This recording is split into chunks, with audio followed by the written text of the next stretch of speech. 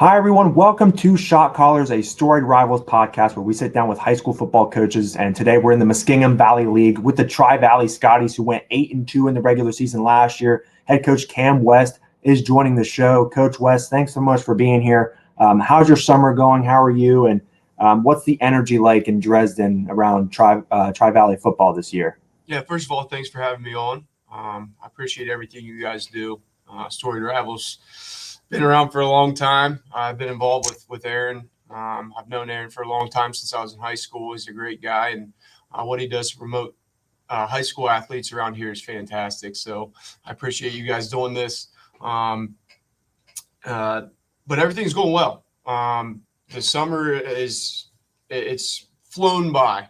We're getting ready to start 2-a-days here. Obviously, everyone is July 31st, and I feel like, it was not that long ago, and it was January, and we were starting our offseason program. But the energy has been fantastic in Dresden.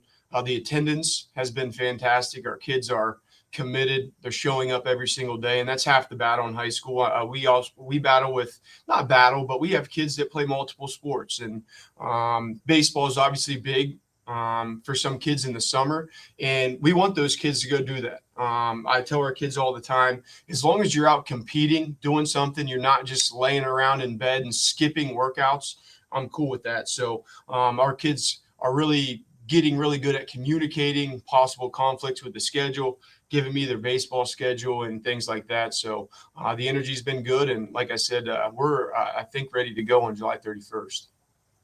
So have you done a lot of 7-on-7s this summer at all, or scrimmages or anything like that? We have actually only done 3. We just finished our last one last night. We did 2 with West M. I know me and Coach Brownray go way back, so he was actually my coach in high school. So Right. we went there in June. They came to us this past week. We did one with Licking Valley last night. So good competition. West M's got some great players, and we saw some things that we needed to see. They have Rashid can run, and he ran by Yeah. us.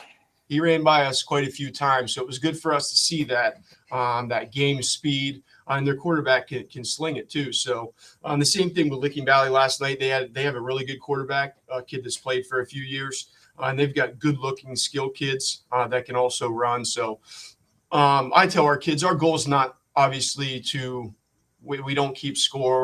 We're not in a 7-on-7 tournament. We're working on our stuff. We're not just throwing deep balls every single play. So we saw some good things. We saw some bad things that we need to fix before week 1. So we use 7-on-7s kind of. We watch a lot of film on them and try to fix some mistakes. So I kind of want to get your thoughts on the 7-on-7s in general, because I feel like it's kind of the way to go, like across the country nowadays, for teams to kind of get some off-season competition. And you don't really see a whole lot of scrimmages where you've got the pads on and you're cracking pads or anything. It's these 7-on-7s where it's really you get a ton of reps for like your quarterbacks, your receivers, defensive backs.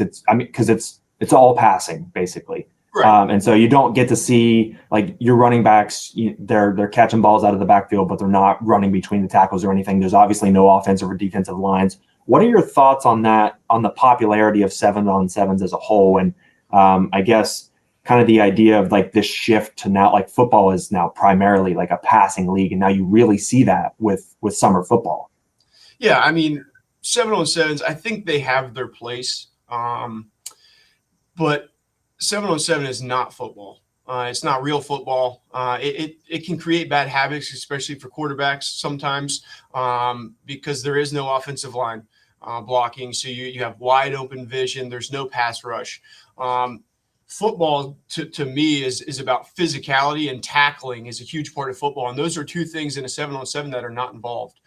So it is good to get your timing down with your quarterbacks and to see different teams. But a 7-on-7 is not football. There's 0 tackling, which is a gigantic portion of football. Maybe your linebackers get some bad habits too, because they immediately get into a pass drop. They really don't have to read, run, or pass. But we don't do a ton of them.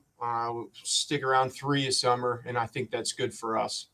So I kind of want to get your thoughts also, I guess, on the running back position, because that position doesn't really get showcased a ton in the 7-on-7s because they're just catching passes out of the backfield. So you don't get to see them running between the tackles. You don't get to see them step up in pass protection. And we're kind of seeing it now, I guess, like in the NFL, where a lot of running backs they're not getting paid like they want to be paid. I mean, they perform really well on their rookie contracts, and then when it comes time for a payday, because of just how physical that position is, they don't get maybe the payday that they deserve in their eyes. And I feel like we might be starting to see a shift in that, as we move down to the college level, and then maybe even in high school with just the shift to passing in general. Where do you see the value of the running back position, I guess, kind of maybe in the college, but also like really in the high school sphere, where I think that it's the one place where running the football is still a primary focus, I think, for a lot of high school coaches, but we're starting to see, at these upper levels, it's more passing, and there's reluctance, I guess, around embracing the running back position. Yeah, I think we're fortunate at the high school level that a running back is still a gigantic piece of the puzzle.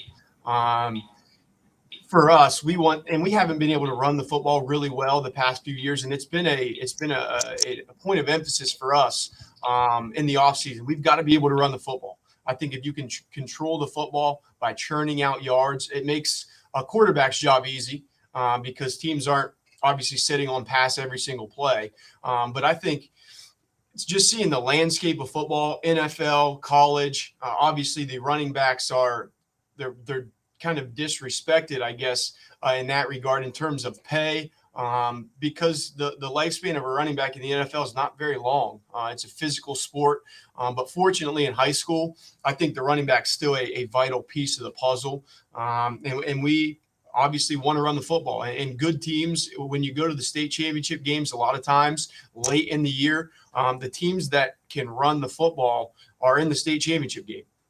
You look at the Pick Centrals and those guys when they line up and they're running straight downhill. Clinton Massey, I went and watched the state championship game a couple years ago. They might have thrown 2 or 3 passes. So I think in high school, running backs are still important. It's a shame those guys in the NFL aren't getting paid what the receivers are getting paid, but that's just the landscape of the game, I guess, in the higher levels. Right. So I kind of want to shift gears a little bit to kind of your story, because I think there's something to be said about your story. You were kind of a fire starter for the Tri-Valley football program when you played.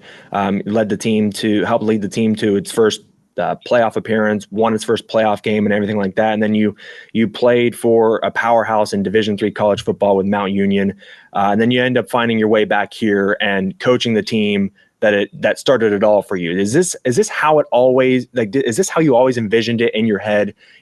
Playing here, you go off to college, you do your thing, but then coming back, was that always the goal for you, or is it something that just kind of unfolded as time went by? Kind of walk me through, I guess, how you got to this point. Is this how you always saw it? Yeah, I would say that the position that I'm in right now has definitely always been a dream of mine.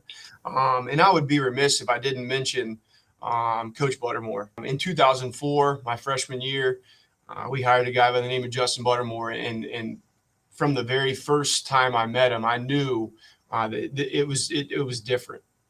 Just the kind of person he was, the great dad that he was, the great family man. He was such a role model for not only me, but I know a lot of my teammates, and just the way he handled himself and the way we prepared. He was I was lucky to be a part of when he was here as a player, and then getting to coach with him. So he kind of started it all. We had some good players around me in 2007. We had a really, really good offensive line, and we were big. We had 2 Division I offensive linemen, which helps. So there was a lot of pieces that went into it. Coach Buttermore hired a great staff. A bunch of guys on that staff are head coaches now. So there's a lot of things that went into it, but this has always kind of been the dream for me. Playing for Coach Buttermore, going to Mount Union. I wanted to get away. I was realistic. I'm 5'8", and not very fast. I knew football was going to end someday, but I wanted to go play. So what better place than Mount Union to play for a national championship every year? Obviously, the the pool of Larry Karras, one of the best coaches in college football, winningest coach in college football. Getting to play for him for 4 years, learn from him was fantastic. His son Vince took over, I played defense at Mount, and he was my defensive coordinator. So playing for those guys was fantastic. Learned some things. At Mount Union, it was different because, I mean, we had 120 kids in my freshman class. So just watching the way that the coaches how we practiced was phenomenal. We would have 220 kids, and the practice was very efficient. So learning how to make practice plans really efficient was something that I took away from Mount Union. In relationships, a lot of guys I played with are now high school coaches all over the state. We run into each other at clinics, and we bounce ideas off of each other there. So that was an opportunity and a time in my life that I wouldn't trade for anything. Played in four national championship games. I only won one of them, but getting that experience was fantastic. After college, I knew that I wanted to coach football. I got my first opportunity to coach football right after college, and it wasn't back here. It wasn't Muskingum County. It was actually at Rootstown, which is near Kent, Ohio. A guy by the name of Mark Geist took over Rootstown, and he is actually the head coach at Green now. I gave him my first opportunity, and fresh out of college, let me help call plays, which kind of gave me confidence that I can do this. Now, we weren't very good, but I learned a lot that year. That was in 2012. In 2013, I moved back home, made my way back, got a job at Foxfire, and Coach Buttermore hired me here at Tri-Valley in 2013, and that's kind of where it took off. Coached with him through 2018. Took a year off in 19, kind of got into the administrative side of education. I worked at Foxfire for a year and didn't coach. And that year kind of showed me and taught me a lot about myself, that I needed football. I missed it so much the year I took off that I knew I had to get back and I had to coach. I couldn't stop thinking about it. It was so weird going a whole summer not working out, not being around the kids. So I knew that year when I was at Foxfire, I had to get back coaching some way. And it just kind of worked out that Tri-Valley had an opening, interviewed for the job, and fortunately they gave me the job. So the rest is history, and I hope that I can see this through for a long time. So I want to move now to kind of like when you played at Tri-Valley, your team kind of revolutionized the MVL as far as offense goes, bringing in the spread offense. I guess now that you're a coach and you've learned the schematics, and I mean, you were with one of the great coaches in Division III football and at Mount Union, and of course you mentioned Coach Buttermore, but how have you seen offense change over the years as you've become a head coach, and now you've been with Tri-Valley, as the head coach for a couple of years now? How have you seen offense change, and how have you evolved your coaching as offense has changed through the years? Yeah, I think football as a whole has changed, offensively and defensively. Obviously, football is not as physical as it used to be. Certain plays that were seen as great plays or great blocks 10 years ago are now 15-yard penalties. They're personal fouls. So football has changed. It's played in a lot more space. You don't see teams lining up in the power eye anymore and running straight downhill. So you got to evolve your team and put kids in positions that can move. Football a lot today is about moving in space, breaking down, making tackles in space. So I think as football evolves, your game plan and your scheme has to evolve too. We have linebackers now. You don't see 240-pound linebackers that you used to back in the day, because they've got to be able to cover so much more ground in the pass game. So we have smaller linebackers that can run. You just don't see those big hoss linebackers anymore that don't run very well. So football's evolved, and so has my coaching style. Obviously, as football changes, I think you have to evolve as the game does, and you have to change as your players change every single year. For us, we get Obviously, you graduate a big senior class, you get a whole new crop of kids that are different kids, and they're good at different things. So I think it's really important that you you have a system in place, but you change things here and there to make sure that you're putting your kids in position to succeed. You don't want to make kids do things they can't do very well. So we change things. We have a system, but we change things here and there every single year based on our personnel.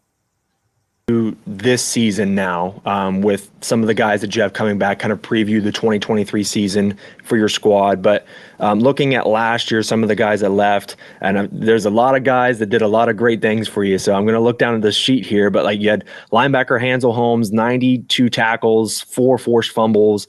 Wide receiver Jaden Walker, over 600 yards, 8 touchdowns. Aaron Frew played offensive and defensive line. He had 50 tackles, 6 sacks. Ethan Helms had 32 tackles, 3 sacks. Mason Prouty on the offensive and defensive line. He had, he was a disruptor, 26 tackles, 5 tackles for loss. Thomas Williams in the defensive backfield, 4 interceptions, 41 tackles. A lot of defensive disruptors and some beef up front that are gone. But you do have your quarterback coming back this year, Max Lyall. You have Ashton Sensibaugh coming back, who had 1,000 yards and then 15 touchdowns. So I guess kind of talk about the guys you have coming back to the Scotties this year, and who will lead your team offensively and defensively. Yeah, first of all, saying those names that we lost, man, they're going to be hard to replace. Those kids that we had last year not only were great football players, they were great in the classroom, and they were great leaders. Hansel Holmes kind of led the charge of that senior class, and he was just a fantastic kid. He was a kid that obviously I have a young son now, man, and I would be blessed if he grew up to be like Hansel Holmes, great in the classroom. Yes, sir, no, sir, great family. So replacing those guys is going to be tough. Obviously, we lose great football players, but great leaders as well. So with the guys we have coming back, I like our crew coming back. We had a bunch of young kids play last year, young in terms of sophomores, probably more sophomores play than you would like. But it was a fun year because those sophomores got better and better and better. And by week 12, we were playing pretty well. This is the first year since I've been a head coach that we have a quarterback returning. My first years here, we had a different quarterback every single year. We started a senior every year here. So it's nice to have a quarterback coming back who knows the system and to kind of see him progress. Obviously returning some skill, which is good. But the thing that makes me nervous and the biggest part of football is up front. And I've heard a couple of the guys on the podcast talk about the offensive line. And that's where football games are won, offensive and defensive line. And we're going to have some new faces up there. We have some young guys that have played a little bit that are going to be juniors that are going to have to play. So we're going to start 4 new offensive linemen. Our defensive line is going to look way different. But I like our crew coming back. They've had a great summer. They're working hard. And we're looking forward to it. Coach, thanks so much for taking the time to join us here on Shot Callers today and chop it up about some football, some interesting topics, just kind of, I guess, with football in general, with like the running back position, 7-on-7s and stuff, but also previewing the season for your team. Tri-Valley has been great really ever since your playing days, and you're a large part of that. And so I'm looking forward to what you guys do this year in the MVL. 8-2 last year, won a playoff game. So I'm excited to see what you guys do in the big school division in the MVL in 2023. Hey, thanks for having me. We're excited. Football, the beginning of football, beginning of August is the best time of the year. School's right around the corner. I think we're all ready to get back on a schedule. So I'm looking forward to this season.